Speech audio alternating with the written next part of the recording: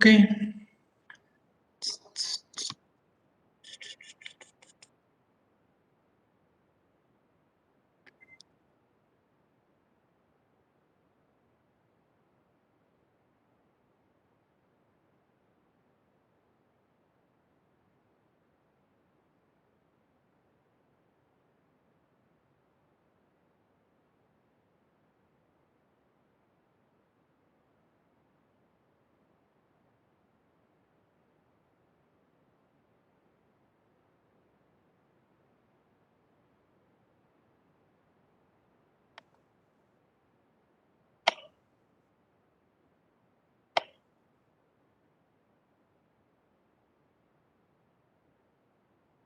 Muy bien, chicos, pues muy buenas noches a todos. Gracias. Vamos a arrancar el día de hoy.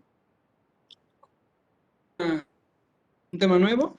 Este parcialmente va a ser incluido en esta etapa del primer departamental, en el cierre del primer departamental, y lo estaremos finalizando ya como parte del segundo departamental, ¿ok? Vamos a ver rápidamente quién nos acompaña. Vamos a tomarnos unos segundos para ver quién está e iniciamos rápidamente, ¿ok? Listo, entonces, perdón, aquí vamos a ver rápidamente. Estamos 3 de marzo, ya iniciamos siguiente mes, chicos. Ya transcurrió un mes y una semana aproximadamente.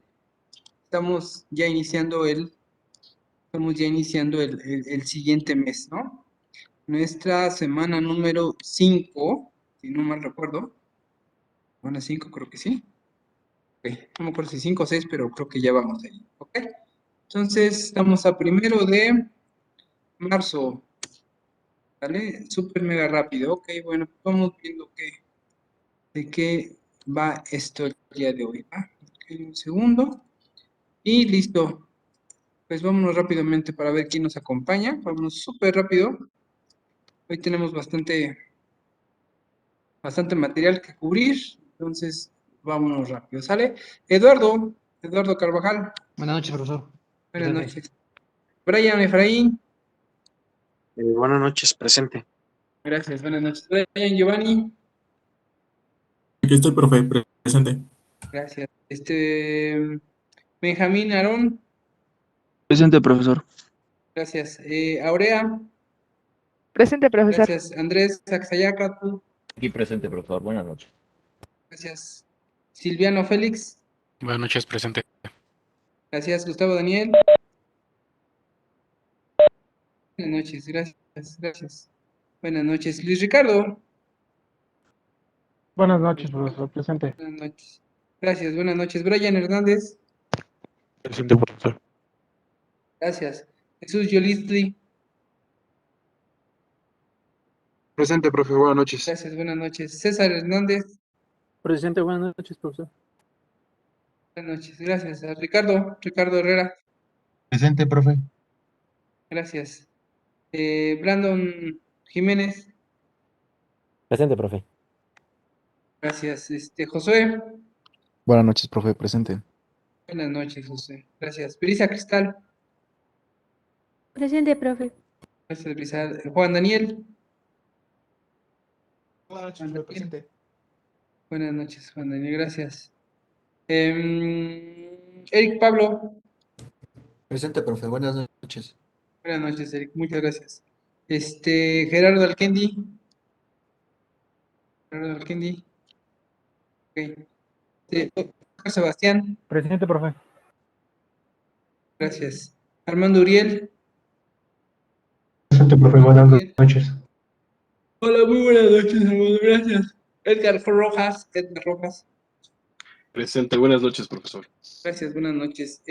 Miguel Ángel Salmerón. Ok. Gerardo Soto. Buenas noches, presente. Buenas noches, muchas gracias. Saúl Isaac.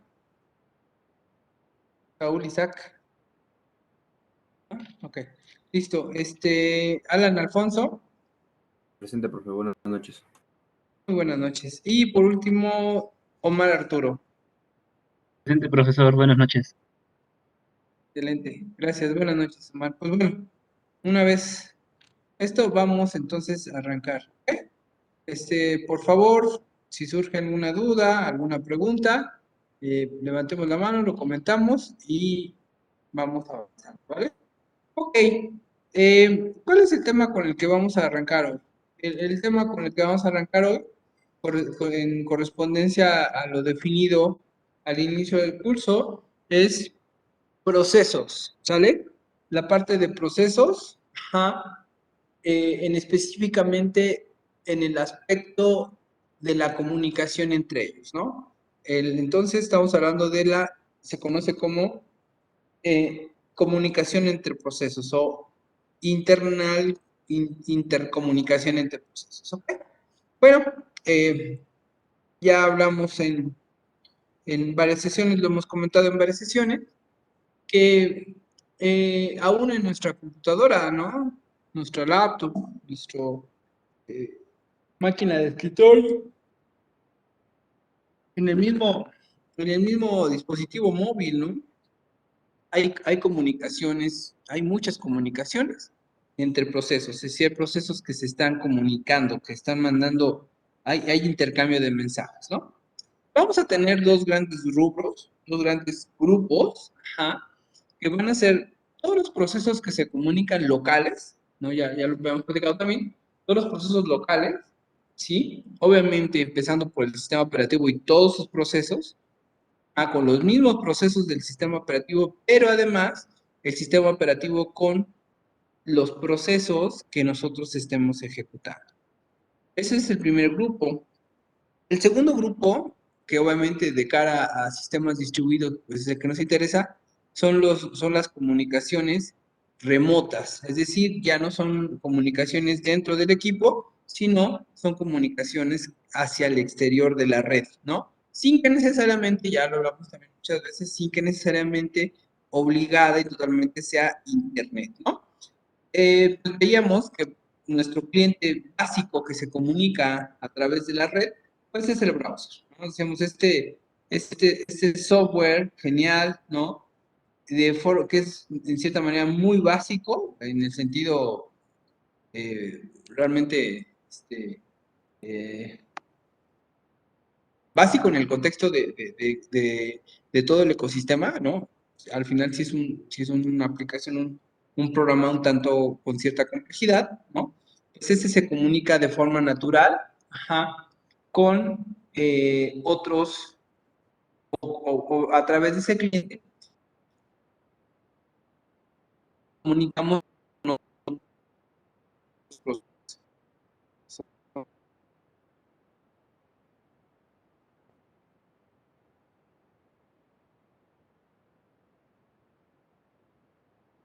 Entonces, vamos a arrancar con eso. ¿Sistemas o arquitectura, profesor?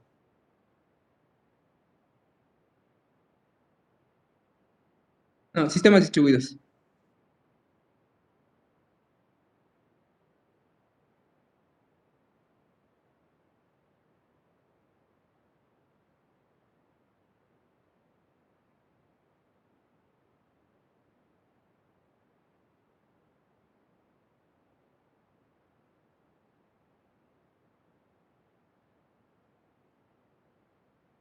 Es una de las buenas referencias, déjenme lo pongo aquí en pantalla porque lo estoy aquí, pero no lo he compartido. Déjenme ver, compartir contenido.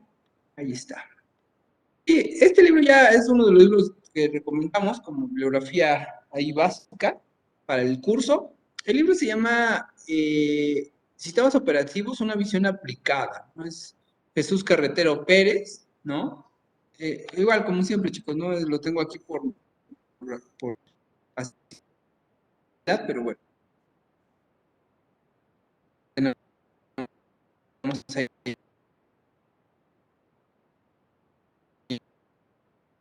en el físico.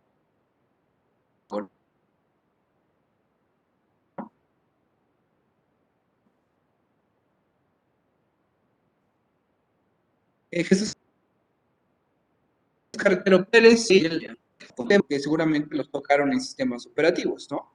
Pero sí tenemos que ahí, inclusive vamos a tomar algunos ejercicios que tenemos, algunos programas para, a manera de ejercicio, para nosotros comprobar lo que estamos viendo. Aquí un poquito la diferencia es que ya no vamos a trabajar en Windows, ¿no? Sí no vamos a trabajar en Windows, sino que vamos a trabajar en Linux. Ya la semana pasada pusimos todo el contexto, las herramientas, lo que necesito para poder trabajar ya en ambiente Linux. Bueno, vamos a instalar en Linux GSC. GSC es el compilador de GNU. Ajá.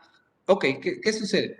Dentro de los compiladores también están los compiladores que hemos dicho que están, los compiladores, los fabricantes que están asociados a las normas internacionales, por ejemplo. CC es el compilador del lenguaje C nativo, ¿sí? Y está totalmente alineado a ANSI, ¿sí? A la norma internacional, a este conglomerado internacional de tecnología que se llama ANSI. Entonces, el nativo, el natural, el más original, el más puro de los lenguajes C es el lenguaje ANSI-C, ¿ok? Por eso ustedes han visto por ahí algunos libros que dice lenguaje ANSI-C.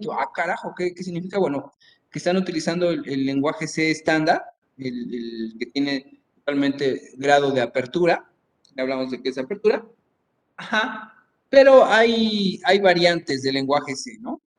¿Por qué hay variantes del lenguaje C? Pues porque eventualmente cuando se creó C y posteriormente se crearon los sistemas operativos Unix, pues también ya comentamos que se crearon diferentes Unix por fabricante, ¿no? Aun cuando todos, la mayor parte eran abiertos. Ok, bueno, pues llega Linux y Linux dice, bueno, yo no quiero trabajar con CC, aunque sí podemos instalar CC en Linux, ¿ok? Ustedes en Linux pueden instalar una cosa que se llama DevTools o herramientas de desarrollo y trae varios compiladores, trae inclusive Perl, trae GCC, también trae Java, o sea, trae una serie trae un kit de desarrollo. Entonces, entra Linux y Linux dice, yo no quiero trabajar con CC, repito, aunque sí lo podemos instalar y podemos trabajar, pero se establece GCC, que obviamente es parte de GNU, del Genuine Not Unix, perdón. Entonces, vamos a instalar CC, ¿ok? Y los programas que vamos a hacer, los vamos a hacer en lenguaje C, algunos ejercicios de este libro, para amarrar la idea, para amarrar el concepto. Entonces, vamos a usar GCC en Linux y vamos a compilar algunos programas de lenguaje C, desde luego en Linux con GCC, ¿no? Entonces, hay que ir ya explorando cómo instalar, primero cómo bajar GCC, que es muy, ya ahí tenemos idea de cómo se hacen los paquetes, e instalarlo y obviamente probarlo, ¿ok? Entonces, ese es como que el prerequisito y lo vamos a utilizar, repito, una vez más, para ejemplificar y amarrar algunos ejercicios. Ok, entonces aquí vamos a ver rápidamente de qué habla el libro. No nos vamos a meter a todo y además, importante, gran parte de los temas seguramente les van a hacer clic porque ya se vieron en sistemas operativos. Pero hay un capítulo en particular que nos interesa mucho, ¿sale? Que necesitamos sí mucho entender. En el contexto, ¿se acuerdan cuando hablamos de hacer la radiografía de Apache? Que yo espero que ya todos ustedes ya hayan hecho su radiografía. Esta semana subo la asignación para que podamos tener el ejercicio. Pero en especial nos interesa mucho un capítulo, ahorita hablo de él, ¿no? Pero vamos a hacer un recorrido nada más para ahí tocar qué viene de sistemas operativos. Bueno, conceptos arquitectónicos de la computadora, bueno, eso no sí está padre, sí lo conocemos, ya también lo hemos tocado, está padre y sí lo conocemos, ¿no? Multiprocesador y multicomputadora, ¿no? Bueno, está interesante ahí. Conceptos de memoria virtual, la tabla de paginación, temas importantes, ¿no? Caso de varios programas activos, ¿no? La memoria principal y la memoria virtual. Es interesante este capítulo. El segundo capítulo, introducción a los sistemas operativos, qué es un sistema operativo, la gestión de memoria, comunicación y sincronización entre procesos, comunicación y sincronización entre procesos. Ahí solamente hablan de los conceptos, todavía no entran a profundidad. Gestión de archivos y directorios, muy importante ese tema. Seguridad y protección, activación del sistema operativo e interfaz del programador con POSIX y Win32. Vamos a hablar de qué carajo significa eso. A lo mejor ustedes ya lo conocen, vamos a hablar de ello. Capítulo 3, procesos. Súper importante, procesos. Concepto de procesos multitarea, ¿sí? Base de la multitarea, ventajas de la multitarea, ¿sí? Y grado de multiprogramación y necesidades de memoria principal. El 3.3, información de proceso, estado del procesador, imagen de memoria del proceso e información del BSP. El BSP es el bloque de control de procesos, también conocido como PSB por sus siglas en inglés, Process Control Block, importantísimo, ¿no? Estos son fundamentales. Digo, aquí solamente tiene las definiciones, pero sí necesitamos ahí tener la definición, ¿no? Importantísimo. Entonces, procesos, multitarea, y aquí, esto es bien importante, grado de multiprogramación y necesidades de memoria principal, ¿ok? Igualmente los estados pues, son fundamentales. ¿Qué pasó? Se bajó mucho. Listo. ¿Ah? Formación de un proceso. ¿Ya se acuerdan cuando hablamos nosotros de ese tema? Pues ya también ya lo tenemos como que visto, ¿no? Estados del proceso, procesos ligeros, importantísimo, procesos ligeros, o los denominados threads, hilos. Planificación, algoritmos de planificación en POSIX, planificación en Windows NT 2000, señales y excepciones, temporizadores, servidores y demonios.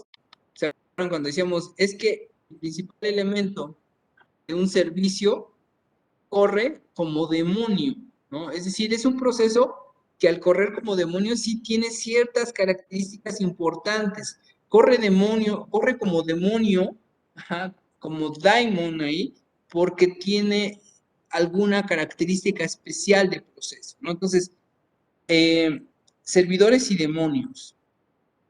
Servicios POSIX, y servicios Win32. Okay, súper importantísimo. Gestión de memoria, paginación, comunicación y sincronización de procesos. El capítulo 3 nos da entrada a lo que vamos a ver, ¿no? El capítulo 3 es muy importante. Y el capítulo 5 es el desenlace, ¿no? Normalmente de lo que necesitamos profundizar. Comunicación y sincronización entre procesos. Procesos concurrentes. Ven ustedes que hablamos de ello, no dice procesos paralelos, dice proceso concurrente.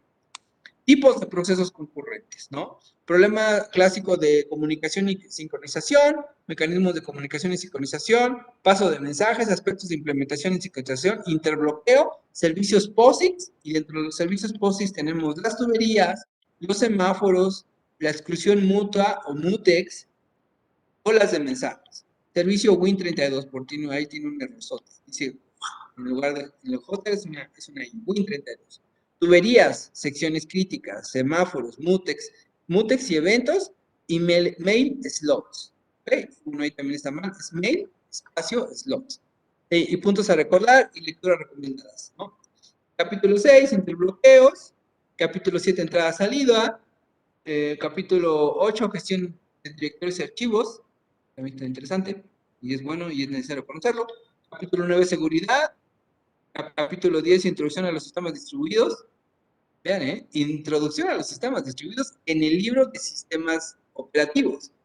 Características de un sistema distribuido, redes de interconexión, protocolos de comunicación, sistema operativo distribuido, comunicación de procesos distribuidos en sockets.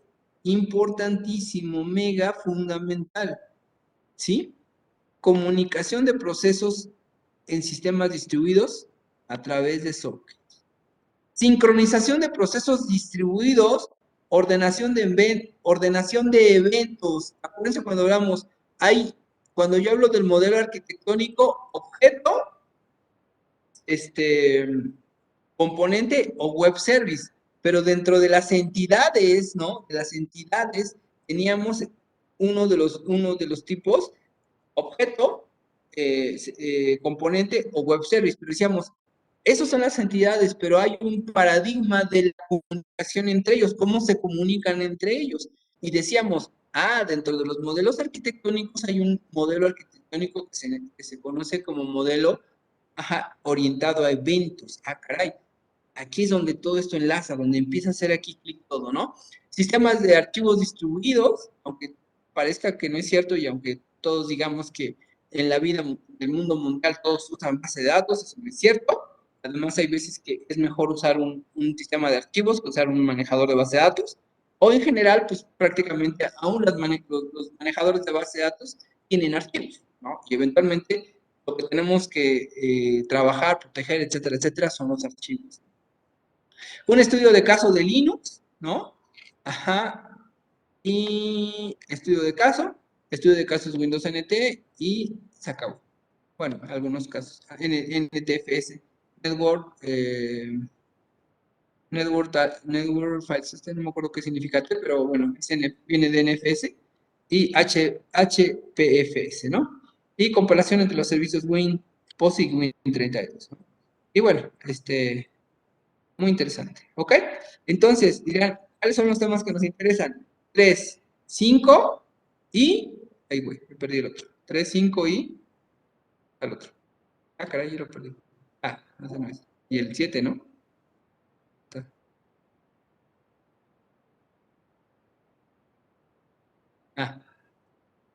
De 3, 5... y 7. Y... 3, 5 y 10, ¿ok? 3, 5 y 10 del libro de Carretero, ¿ok? Aquí, rápidamente, yo nada más, ahorita que estamos entrando, ¿no? Este libro nos va a dar mucha referencia. Seguramente ya varios conceptos ya los empezaron a recordar o ya les hicieron clic, ¿no? Y bueno, esta parte ahorita está padre, bueno, es un sistema operativo, ¿no? Sí nos interesa, pero no vamos a entrar, porque ya se vio un poco, ¿no? Y aquí, por ejemplo, en particular en el capítulo 3, que decíamos que es muy interesante, pues nos dice, hay que irnos a la parte desde qué es el concepto de un proceso, ¿no? Y nosotros ya lo exploramos, ya lo mencionamos, o sea, a lo que yo les decía, no podemos irnos con esa cuestión de que no sé qué está pasando, sino que tengo que tener, qué carajo. ¿Por qué se pasa esto? Una vez más, rápidamente. Capítulo 3. Pongo el mouse para que no se mueva. No te muevas, por favor. Aquí está, ahora sí. Haga más grande y ya no se va a regresar. Ok.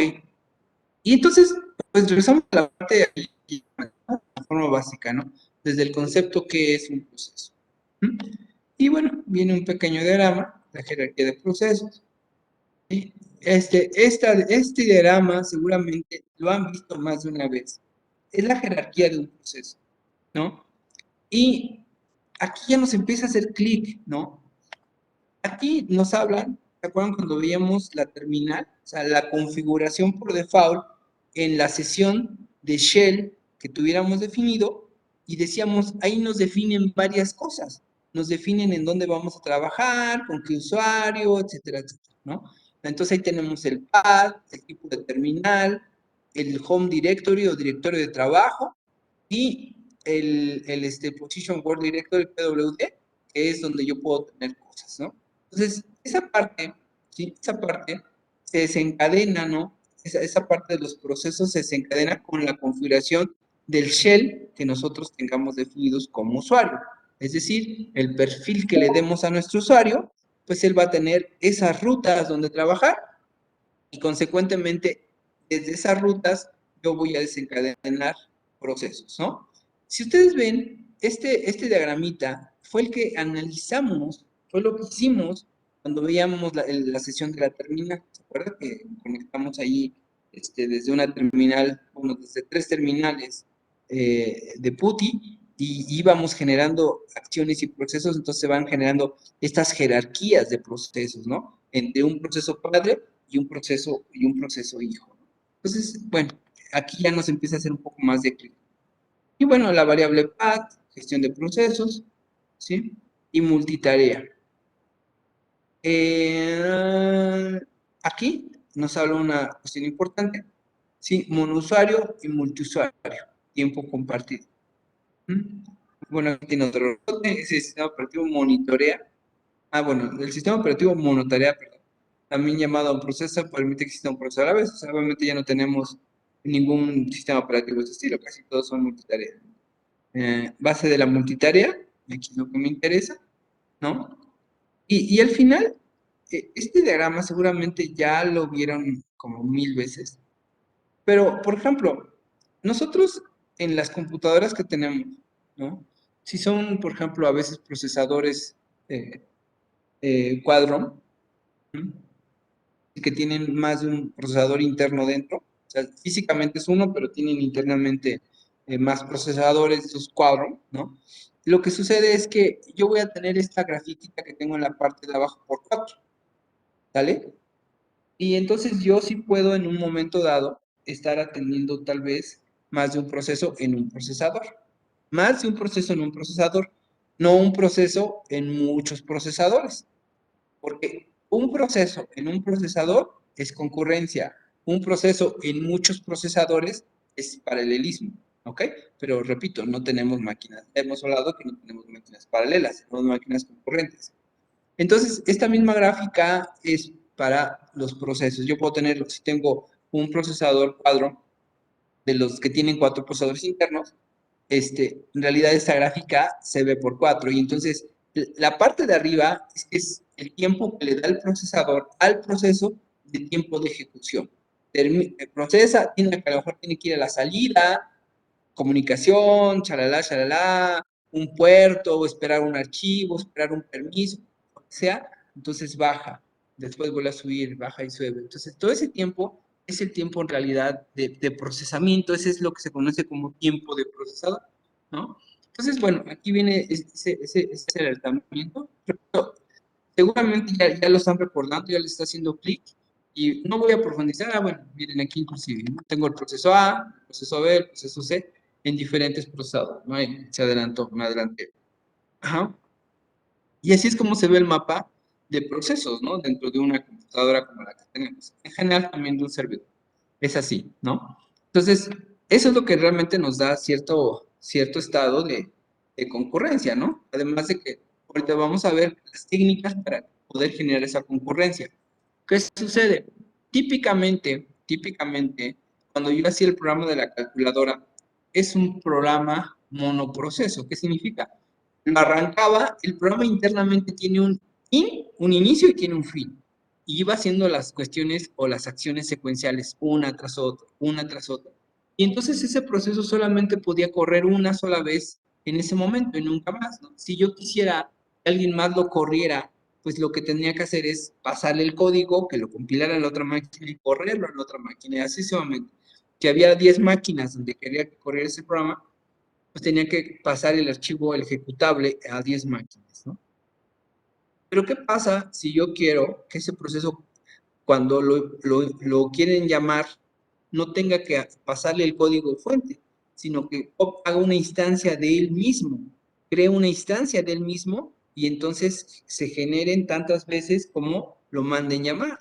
Si ustedes recuerdan cuando vimos la radiografía del Apache, la radiografía del Apache y del Nginx, veíamos que yo mando invocar el proceso una sola vez, hago el llamado al servicio una sola vez, pero desencadenaba otra serie de procesos, ¿no? Entonces, vamos a ir viendo todo eso, ¿ok?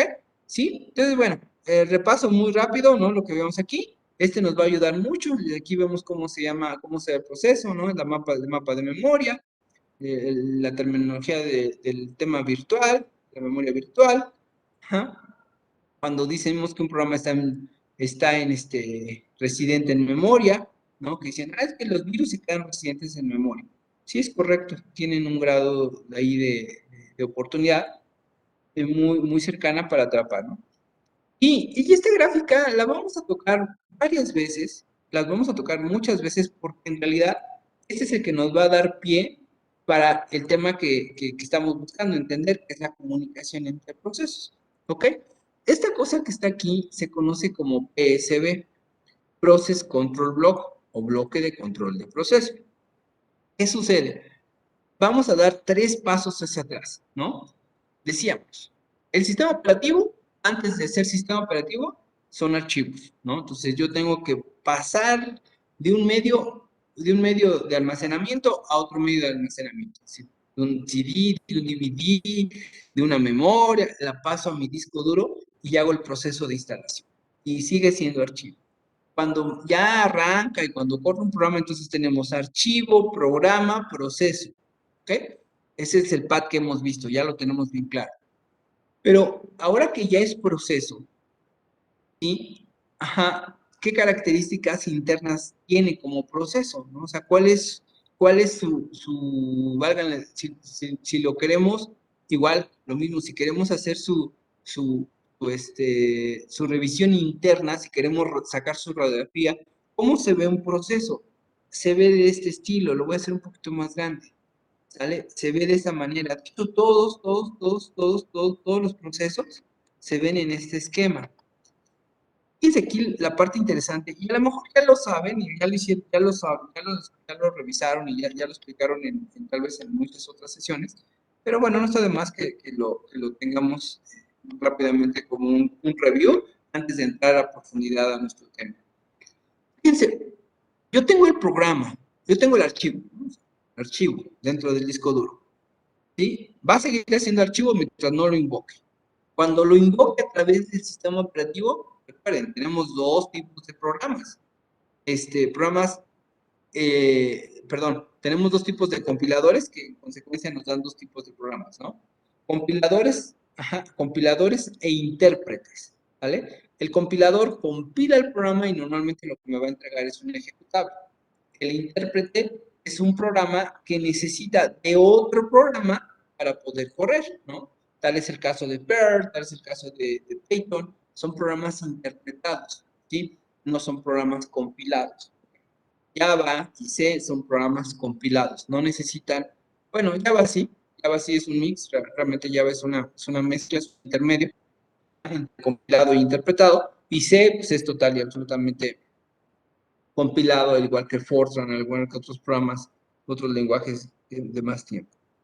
Ok, pero en ambos casos, ¿sí?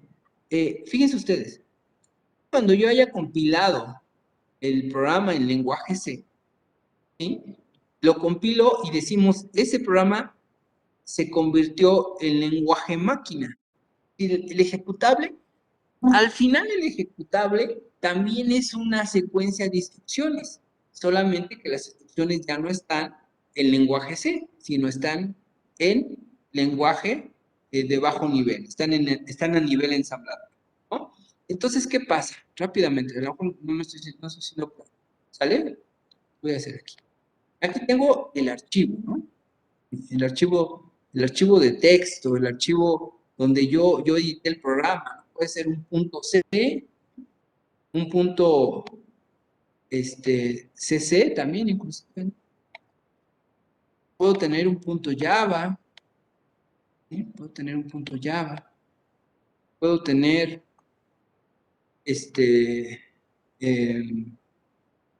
puedo tener un Python y PYT, ¿no? ¿Cuál es la extensión de los Python? No me acuerdo, ¿sí, no? ¿PYT? No es PY nada más. Python, ¿ok? Entonces, ya, este es el archivo, ¿no? Es el archivo, al final, es un archivo de texto. Es un archivo ASCII, ¿no? Es un archivo ASCII tal cual. Punto C, pero yo igual le pude haber puesto punto TXT y de todas maneras funciona. Lo paso por el compilador. Obviamente, esto que está aquí adentro, chicos, es código. Cuando lo paso por el compilador, ¿no? El que compila, valga lo dicho, el compilador compila. Sí, ya lo sé. Lo vamos a meter al compilador y como salida, en el caso de C, en Windows, que en Linux lo vamos a ver que no genera extensión .exe, o sea, no tenemos .exe. La condición de poderlo ejecutar es por los permisos. ¿Se acuerdan que decíamos lectura, escritura y ejecución, lectura, ejecución, lectura, escritura y ejecución. En Linux y Unix, la propiedad de ejecución no lo da la extensión, sino lo da el atributo, ¿no? Eso es súper genial. Entonces, en Windows nos genera un punto exe. Exe significa execute, table. Y en Linux pues nos regresa el mismo archivo. Por ejemplo, si el programa se llama yo, por ejemplo, yoyo.c, pues nos genera un yoyo también, pero no tiene extensión. Solamente que sus atributos, los permisos, nos indican que este tiene un más, tiene prendida la bandera de ejecutable, más X, ¿sí? Más X, tiene la bandera de X, es decir, tiene el flag de ejecutable. Okay. Al final, este ejecutable y este ejecutable es código ensamblador. ¿Qué es código ensamblador? Pues que es prácticamente el lenguaje máquina, ¿no? Es decir, ya no lo tengo que pasar por alguien más, lo va a interpretar el sistema operativo, ¿sí? Ya tiene instrucciones a nivel ensamblador, ¿sí? Ensamblador. O tener un punto Java, lo voy a pasar por el compilador de Java o por el compilador de Python o por aquí. Y al final lo que me va a generar es un archivo, se llama bytecode en el caso de Java, en el caso de Python es un precompiler. Tiene otro nombre, no es algo, no me acuerdo, pero al final yo voy a necesitar ya sea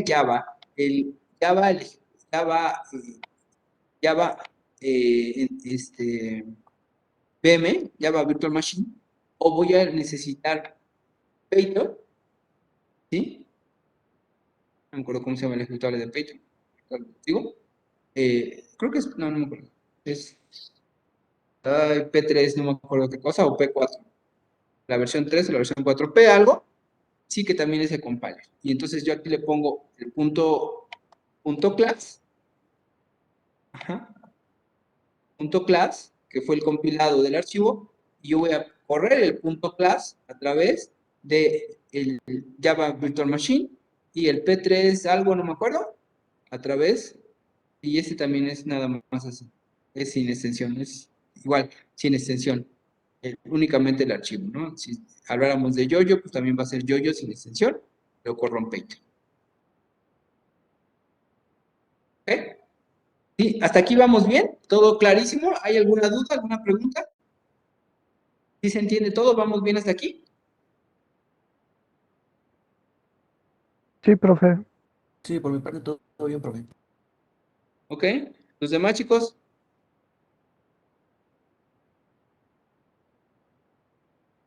Todo bien, profe. Todo claro. Por mi parte, todo bien, profe. Ok. Excelente. Importante esta sesión, sí, de verdad, sí necesito que quede, no claro, necesito que quede súper mega claro, súper claro, ¿ok? Súper importante. Listo. Entonces, ya tengo ensamblador, en estos casos, o ya tengo precompilado, el bytecode, o ay, no me acuerdo cómo se llama el de Java, pero bueno, también es un precompilado. Ok, ya está, ya. Hasta ahí llegamos. Ahí vamos bien. Aquí lo hemos hecho 580.474 veces, ¿vale? Ya tengo el programa de la... Ahora córrelo. Lo corres desde la consola o le das clic y ya corre el programa y ya está. Y lo que venía de anterior, lo que venía después me valía perfectamente gorro. Ahora ya no. ¿Qué sucede? Esto, a pesar de que sea ensamblador, también es código. Claramente el punto class y el yoyo normal, sin extensión, de Python también es código. Cuando a través, ya sea del sistema operativo, en el caso de los lenguajes compilados, o a través del intérprete, en el caso de los lenguajes interpretados, Java, Python, R, ¿no? ¿Sí? A pesar de ellos, al final también tienen código. Entonces, el primer paso, ahora sí haciendo la radiografía, entrando a profundidad, y es bien importante entenderlo, cuando yo hago esa invocación, ese llamado, esa ejecución, lo primero que se carga es un área de texto. En realidad se conoce como área de código. Es decir, ya sea el ensamblador de o ya sea el código precompilado de se va a cargar en un área de texto, se llama memoria de programa. ¿Qué significa? Que aquí el programa se va a cargar. Aquí están las líneas de código. Al final sigue siendo un programa. Entonces, todo el programa se carga en esa bloca. Entonces, cuando cargamos o abrimos programas super pesadotes, ¿no? Por ejemplo, cuando vamos haciendo muchas cosas cuando arrancamos de inicio un programa, de inicio, sin que hayamos hecho nada en él, pero la memoria empieza a subir, obviamente es que ese programa está muy robusto y necesita muchísimas líneas, muchísima memoria de código, porque tiene muchísimas líneas de código, tiene muchísimas, ¿no? Entonces, esta área es muy grande, ¿ok? Y dentro del programa yo declaré la terrible y poderosísima variable x igual a 5, ¿no? ¿Vale? Declaré la poderosísima variable z igual a 3.8. Obviamente, el primero es un entero y el segundo es un double, ¿no? Luego por ahí declaré la variable cad de cadena, ¿no? Que es un string, es un array, que tiene la palabra hola mundo. Hola mundo. Diferentes variables, obviamente, diferentes variables de diferentes tipos. Hola mundo. Lo que sea. Dale. Este es un integer, este es un double y este es un char, un string. Pero al final es un array. Estas se cargan acá, en la de datos. Memoria de datos o de variables. Yo puse 30 variables que nunca en la vida utilicé, pero las puse ahí porque me copié un programa que ya he usado muchas veces y tiene una cantidad de porquerías ahí, ¿no? O porque siempre las pongo porque pues, no sé qué cochinada estoy haciendo, entonces pongo ahí un montón de variables que nunca utilizo. Aunque no las utilice, se van a cargar acá. ¿Vale? Y, oye, pero yo sé que en mi programa siempre uso puros enteros, pero como soy bien creativo, declaré variables double, ni siquiera prueba, double. Entonces, como son double, pues ocupan un cachotote de memoria, ocupan un mega cachotote, no se ocupan, si no mal recuerdo, creo que son 8 bytes. Dirán, pero 8 bytes, ¿qué son 8 bytes? Y mi máquina tiene 32. Tiene 8 gigas en RAM, ¿no? 4 gigas. Entonces hace eso y pues eventualmente imagínense eso multiplicado por 1000. Obviamente se expande. Entonces hay que ser muy codos con las variables. De hecho, las mejores prácticas te dicen, si no vas a usar variables que no, si tienes variables que no vas a usar, quítalas, ¿no? O sea, ¿no? En la revisión de código te dice, esta variable nunca ha sido usada, ¿para qué la quieres? ¿No? Y lo mismo con los objetos. By the way, segundo bloque. Y cuando el programa ya está haciendo su operación, decimos X más Z, ¿no? Aparte hacemos cosas horribles como esta, ¿no? Ajá. Así del tipo gachote, ¿no? Así del tipo horrendo, ¿no? Ay, mi programa está muy lento. Pues sí, güey, pues estás haciendo esto. Estás pidiendo al compilador que haga una cosa que se llama cas de tipos, ¿no? Y no hay nada más lento para el compilador que hacer conversiones de tipos, de datos. Es lo peor que le podemos pedir. Oye, güey, tu programa está bien gacho. Ay, pero alguna vez me mandaron a llamar por una asesoría. Que aquí el ingeniero, ya empezó a ver. Digo, ya, mira, tu problema son tus dos variables principales. ¿Cómo crees? Digo, sí, güey, estás haciendo conversión de tipos cada que mandas a invocar el proceso. Pero ¿cómo crees? El tipo, cambia el tipo de preguntas, Bueno, su proceso de tardar N horas bajó a minutos. A minutos. Entonces, pero, pues, estás haciendo lo que nunca en la vida tienes que hacer, conversión de tipos. Si vas a hacer conversión de tipos, tienes que hacer conversión de tipos explícita, no implícita. Explícita es que le pones la instrucción para que haga la conversión. No se lo dejes nunca al programa. Entonces, y eso pasa con los strings, con los dobles, aún pasar de un escalar a un vector también es un tema ahí complicado, ¿no? Lo que cambia es el apuntador, ¿no?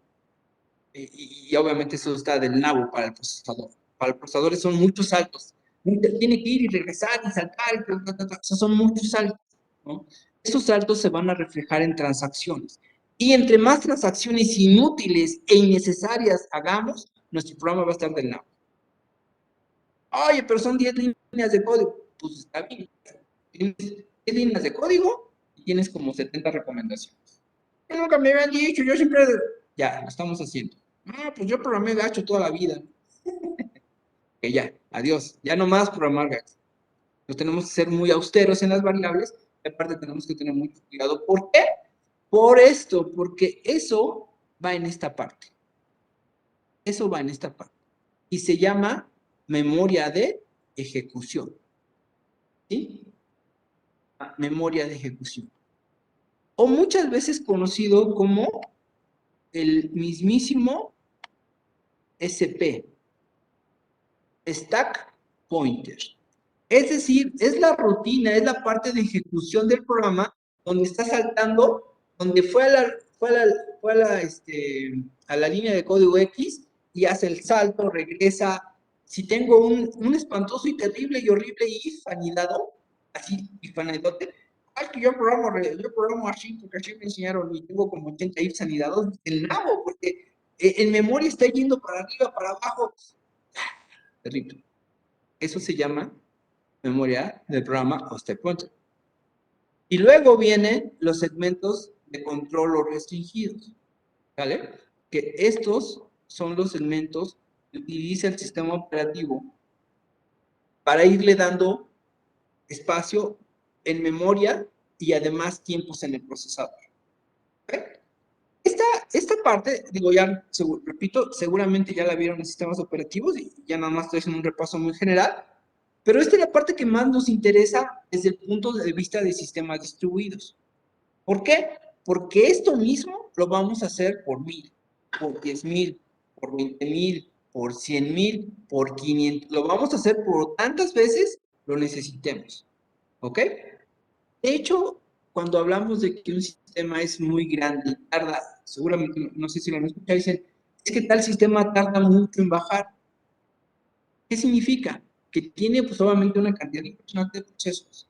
Y además tiene, pues, obviamente, como son muchos procesos, tiene muchísimos PSBs, y entonces bajar o apagar el sistema significa que tiene que ir cerrando todo en orden, haciéndolo bien, cerrando parte. Y acuérdense lo que vimos, de la parte de nuestro middleware super mega básico, tiene log, tiene control, tiene auditoría. Eso mismo se hace en un sistema que está soportando a miles y miles de personas, ¿no? Entonces, por eso es bien importante entender esto, ¿no? Entonces, cada vez que yo corro un programa, cada vez que invoco un programa, está sucediendo esto. Cada vez que está haciendo eso. ¿Y por qué me interesa saberlo? Porque yo tengo que tener siempre bien en radar cómo está el bloque de control de procesos de cada uno de mis procesos. Porque, repito, la parte que está aquí es en la que nos vamos a enfocar. Lo demás ya lo vieron en sistemas operativos, ya lo vieron en arquitecturas de computadoras, ya lo vieron en otras materias. Ajá. Esta parte ya lo vieron en otras materias. Todo esto. Ya lo vieron. Hoy nos vamos, a partir de aquí nos vamos a nosotros a enfocar esta parte. ¿Por qué? Porque esa es la parte que le va a permitir mandar comunicación. ¿Qué significa? Este proceso está corriendo solito, ¿sí? Está corriendo solo, imagínense que en mi máquina no tengo otra cosa, nada, absolutamente nada más que un solo proceso. Nada más. Ok, pues va a estar ahí solito, no es nada. Pero, ¿qué pasa si levanto un segundo proceso? Va a tener su propio, ¿qué? Su propio PS, su Process Control Block en inglés, o su bloque de control de proceso en español. Pero entonces, están corriendo dos procesos. ¿Qué sucede? Yo quiero que ellos se hablen, yo quiero que ellos se comuniquen, ¿sí? Entonces, puedo hacer dos cosas, ¿no? Puedo hacer que este le hable directamente a este, o puedo hacer un programa intermedio que gestione la comunicación entre uno y el otro. Eso es un IPC, un Internal Process Communication. Pero entonces tenemos que tener bien claro todo el tema de direccionamiento, y aparte porque cuando veamos concurrencia, ya estamos viendo concurrencia en cierta manera, pues necesitamos entender que no es un proceso ahí ñoño, ¿no? Obviamente, cada uno de ellos tiene su número de proceso, su pariente, tiempo de ejecución, qué usuario lo mandó a ejecutar, toda esa parte está en la parte de ¿qué? En la parte de segmentos. ¿Okay? Entonces, cada vez que nosotros le preguntamos al sistema operativo qué está pasando, pues él lo que va y lee y él lo que hace y lee lee el PSB, ¿no? Entonces, por ejemplo, yo aquí le doy controlar, suprimir, me voy al administrador de tareas, en ambiente Windows es exactamente lo mismo en ambiente Linux. Voy a ponerlo, bueno, yo no sé qué estoy haciendo. A ver, creo que... no sé. Déjenme ver. Bueno, primero déjenme dar un print screen.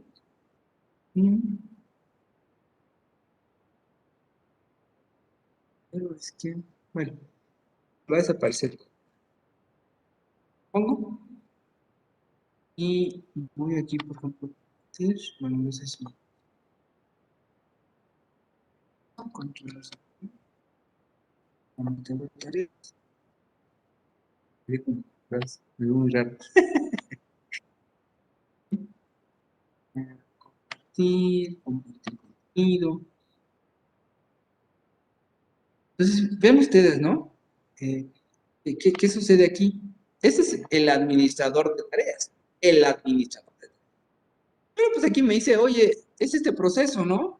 Ah, pero mira, ¿sabes qué? Este proceso está consumiendo tanto de CPU, tanto de memoria, tanto de disco, tanto de la red, tanto de la unidad de control, ¿no? La cantidad de control. Y si me voy a uno de ellos, me voy aquí al rendimiento, al historia de aplicaciones, ¿no? Al detalle, ¿no? De estas partes, ¿no? Pues me aparece el PID, el Process ID, en qué estado está, qué usuario lo mandó a ejecutar, cuánto está usando del CPU, cuánto está usando de la memoria, qué arquitectura tiene el programa. Los programas también tienen modelos arquitectónicos. Aquí nos dice que es un X64, es decir, un programa nativo de 64 bits, pero bien podría tener uno de 32 bits, ¿no? Y tenerlo aparte sobre POSIX o sobre Win32. En este caso estamos hablando en específico, todos son de Win32. Vamos a nosotros a armar procesos POSIX, ¿no?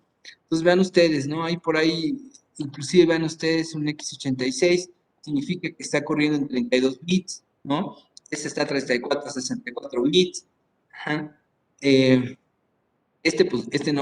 no tiene estructura porque es el core del sistema operativo, tiene el Process ID 0, ¿no? Entonces, cada que yo hago esto, ¿no? Entonces vamos a ordenar por ejemplo, el core, ¿no? Si mato pues se muere todo el sistema operativo, ¿no? Y los procesos, el registry, el runtime broker, bla, bla, bla, bla, y procesos del sistema operativo, ¿no? Y otra vez, nombre del proceso, PID, Process ID. Aquí, si no mal recuerdo, déjenme pegarle derecho. Bueno, yo no me acuerdo cómo se le ponen más columnas, pero se pueden poner más. ¿Ok? Ejecución. ¿Qué está pasando? Lo que está pasando es cada uno de estos tiene su propio PSB, su bloque de control de procesos. Entonces el sistema operativo va y le pregunta, oye, ¿en qué estatus estás? ¿Cuánto estás consumiendo? ¿Cómo te llamas? ¿Sí?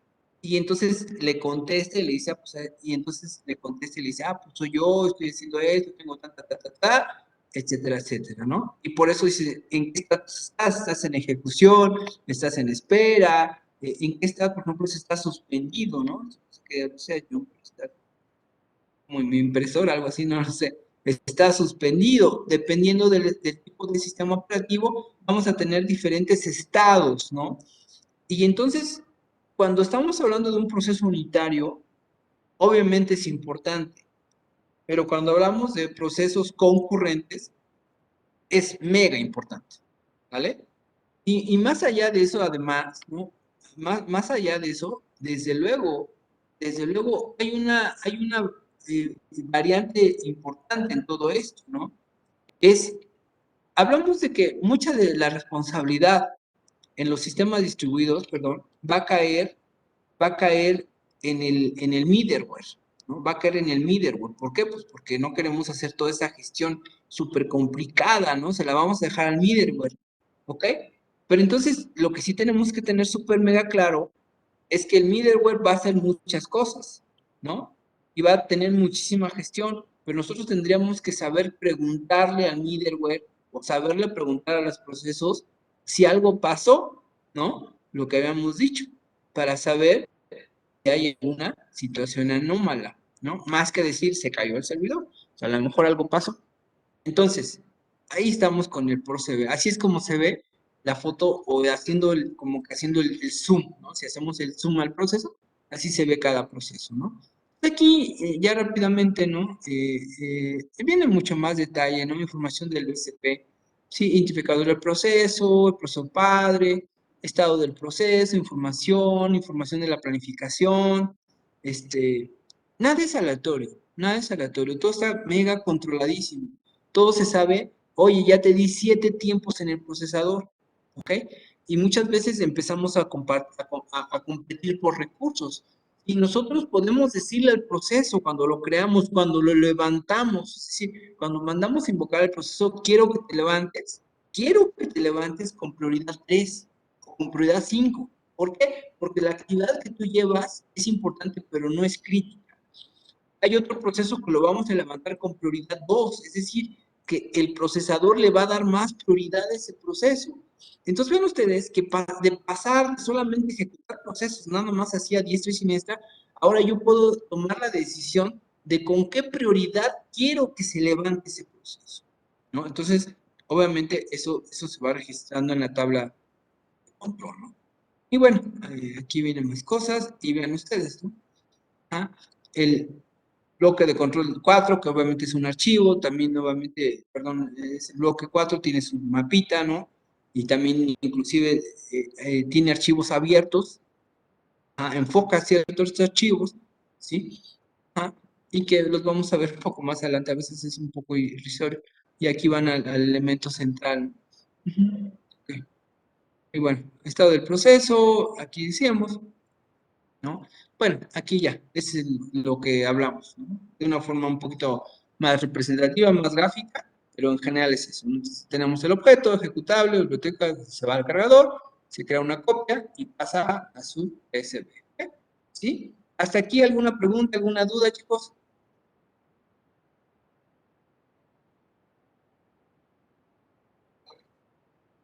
Todo bien, profe.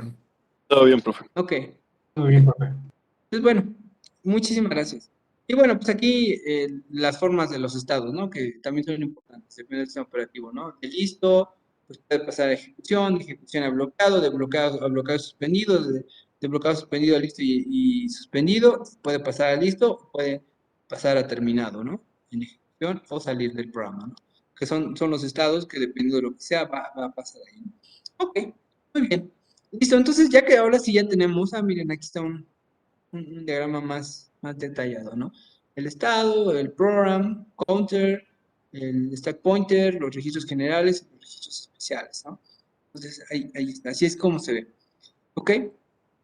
Bueno, esta parte no la quiero tocar, lo vamos a ver un poquito más adelante, de la parte de los... ¿Ok? Entonces, ya que tenemos ahora sí un poquito más refrescado el tema de los procesos, ¿no? Yo les decía, seguramente ya esto ya lo vieron en sistemas operativos, ¿no? Y al final, lo más importante de esto entender es que cada proceso tiene su identificador, ¿no? O sea, vamos a llamarle así, cada proceso tiene una credencial del INE, ¿no? O sea, tiene su credencial del INE y también sabemos qué va a hacer, cómo se va a comportar, etcétera, etcétera, etcétera, ¿no? El sistema operativo planifica dependiendo de las líneas de código, ¿no? Y inclusive por ahí, cuando yo compilo un programa, en Java es muy común, ¿no? En Java hay una cláusula que se llama -mem, que te dice cuánta memoria quieres para el proceso. Entonces le pones -mem, no sé, 1024. Entonces tu programa solamente va a agarrar exclusivamente 1 mega de memoria. 1 mega nada más, exclusivamente.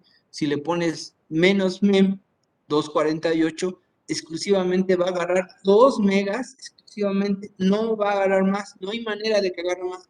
Cuando exceda, va a mandar una excepción. Ahorita pues hacemos el programa y me vale gorro lo que agarre y lo... y no me importa que se acabe la máquina, no pasa nada, ¿no? No, en ese caso sí. En lenguaje C yo le puedo decir, ¿sabes qué? El programa es un modelo tiny, es un modelo small, es un modelo medium, es un modelo large o es un modelo big large. Es decir, cuánta memoria quiero que utilice, ¿no? Entonces, esos tipos de cosas son muy importantes, ¿ok? Vamos cambiando un poco la perspectiva de solamente hacer un programa Iwango, que me vale gorro lo que agarre, que me vale gorro las variables, no tenemos que ser muy óptimos, ¿por qué? Porque cuando creamos servicios, el servicio tiene que ser lo más compacto posible para que estos elementos de los que hablamos sean prácticamente transparentes, ¿no? Entonces, cuando nosotros publicamos un servicio que sabemos que se va a distribuir, ¿no? Pues obviamente no podemos poner como que variables de más, conversión de tipos innecesaria, memoria infinita, ¿no? Tenemos que ser muy restringidos en ese sentido. Y en ocasiones, nosotros esa definición se la vamos a pasar al middleware. Es decir, ¿sabes qué? Middleware, yo quiero que este servicio, este programa, corra de esta manera. Y si algo pasa, no lo dejes hacer y me informas, ¿no? Obviamente tenemos control pleno de lo que está corriendo. ¿Ok?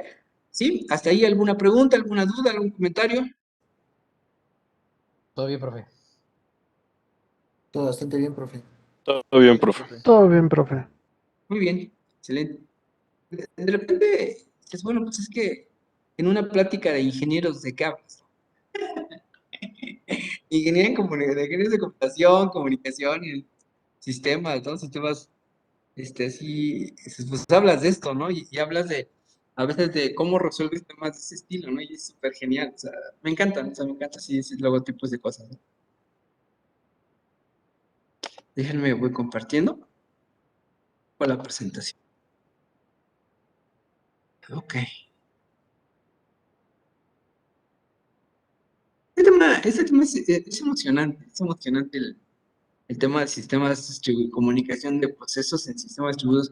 En general, bueno, sistemas distribuidos, digo, sistemas operativos es súper interesante, es una materia que a mí me encanta, se me hace súper interesante porque entiendes muchas cosas, ¿no? Yo les decía, ahí hay esos libros geniales, ¿no? Del señor Stevens, ¿no? Que nos dicen, se va a la parte, pues, interna, ¿no? Así a la parte, valga lo dicho, al esqueleto, ¿no? Está genial porque nos explica todo esto súper a detalle, ¿no? Entonces, parte del sistema operativo y eventualmente vas entendiendo cómo sucede esto, ¿no? Entonces, aquí hay una liga, chicos. Les voy a pedir que busquen esta liga y bajen ese código. Es un programa en Java. Ya está más que probado, utilizado, comentado y todo lo que termine en ado, ¿no? Es un programa que vamos a usar para hacer unos ejercicios, ¿no? Eventualmente vamos a profundizar en él, pero bueno, vámonos un poquito rápido. Entonces, aquí les voy a pedir, está en GitHub, ajá, y se llama, es de un señor de India, claro, se llama Sayed Shah, y el programa se llama Multiplayer Tic-Tac-Toe Game in LAN, ¿sí? Es decir, juego del gato para una red LAN, ¿ok? Entonces, primera actividad, hay que buscarlo y hay que bajarlo. El código vayamos explorando, tratemos de entender un poquito de qué va, ¿sale? Entonces, ahí está la primera referencia de GitHub, Multiplayer Tic-Tac-Toe Game in LAN. ¿Ok? Y bueno, como este ejemplo, hay como miles en la red, ¿no? O sea, eso me queda bien claro. Probados, garantizados, ¿no? Etcétera. Entonces, pero sí lo necesitamos analizar, necesitamos radiografiar, mejor dicho. Ok. Bueno, esta parte me la salvo. Y fíjense, ya hablamos de, por ejemplo, de que hay comunicación interna, comunicación local, ¿sí? Comunicación entre procesos de forma local dentro de una computadora. Bueno, cuáles son esos tipos, no? Los archivos es un tipo, yo puedo hacer comunicación entre dos procesos a través de archivos, de hecho es una de las formas más básicas. ¿Qué significa? En el ejemplo que les puse, donde poníamos proceso A, proceso B, y alguien que estaba intermedio, yo puedo poner un archivo de texto, así, un archivo de texto, que ambos procesos estén leyendo, ¿sale? ¿Con qué? Con C, con el fopen, ¿no? Con Java, ¿no? Con Java, así con la librería File, ¿no? Con Python igual, con File, ¿cómo se llama? File Open, ¿no? O sea, es decir, proceso A lee un archivo, proceso B va y lee ese archivo. Con la lectura y escritura del archivo puede ser que esos dos procesos se estén comunicando, ¿no? O sea, ¿no? Puedo hacerlo directamente. ¿Qué sucede? Cada vez, como parte del PCB, cada vez que yo abro, yo inicio, yo ejecuto un proceso, se abren 3 archivos. El sistema operativo le asigna 3 archivos ya default, ya por default. Cada vez que yo levanto un archivo, que yo levanto un programa, por default a cada proceso le da 3 archivos. Dice, yo te voy a dar 3 archivos. ¿Cuáles son esos archivos? Seguramente también ya los conocen. Es el in, el out y el error. El lenguaje C son el punto in, el punto out y el punto R. Inclusive yo los puedo manipular esos archivos por programa. Al ser propiedades nativas de cada proceso, yo puedo leer esos archivos. Quien haya programado en lenguaje C, en alguna vez le dijeron, pues si quieres leer el error, dale printf printf, comilla doble, %s, o sea, que es una cadena, cierra comilla, coma, el programa.er. ¿Ah? Y si el programa tronaba, de repente salía ahí algo, ¿no? Y decíamos, caray, cosa del demonio, ¿no? ¿Por qué salió algo? ¿Qué pasó? ¿No? Esa máquina está poseída, ¿no? No está poseída. Significa que estás agarrando el archivo de sistema de ese proceso para saber si hubo un error. Lo mismo para el in y lo mismo para el out. En realidad, cada que yo hago un flujo, inclusive a través de la red, se manda una salida a través de la red o a través del puerto de video, anywhere, en realidad eso es lo que estoy haciendo y es una cosa maravillosa. O sea, se pueden hacer cosas padrísimas con el control de ese archivo. Bye. Primer tema de comunicación entre procesos por medio de archivos, ficheros. La segunda, tuberías, ¿sí? Y hay tuberías con nombre y tuberías sin nombre. Pipes y FIFOs, ¿sale? Tuberías. Yo puedo comunicar los procesos a través de tuberías. El tercero, complicado, importante, muy útil, pero muy peligroso, memoria compartida. En ese caso puede ser espacio de memoria a nivel sistema operativo o a través de los mismos threads, de los hilos. Los hilos es un tipo especial de procesos que comparten memoria. Y el último paso de mensajes. Mensaje del proceso A al mensaje B. Entonces, dentro de las comunicaciones, primeramente, de forma local, tenemos 4 tipos. Hay más tipos, hay algunos otros, pero esos son como que los más básicos. Ficheros, tuberías, memoria compartida y paso de mensajes, ¿ok? ¿Sí? ¿Listo? ¿Hasta ahí sí queda claro? ¿Dudas, preguntas?